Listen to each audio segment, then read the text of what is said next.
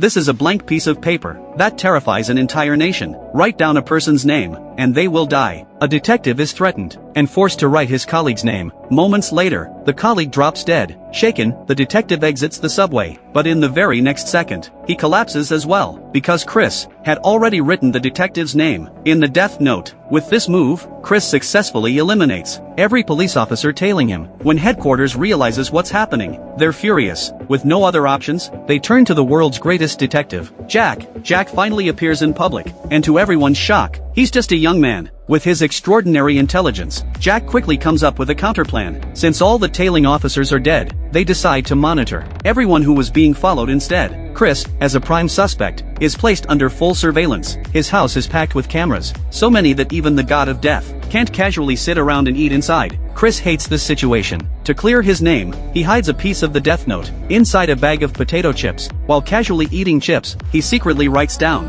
the names of people he wants dead. When news breaks that another criminal has died, Chris is officially removed from the suspect list. After all, he was under constant surveillance and never did a thing. Even Jack begins to think he targeted the wrong person. The next day, all the cameras in Chris's house are removed. The god of death happily munches on apples again. But just then, the dead detective's girlfriend contacts Jack, determined to get revenge. She investigates on her own and demands that Jack involve the police. She claims she can prove Chris is Kira, and her method is extreme. She kidnaps Chris's girlfriend and forces him to confess.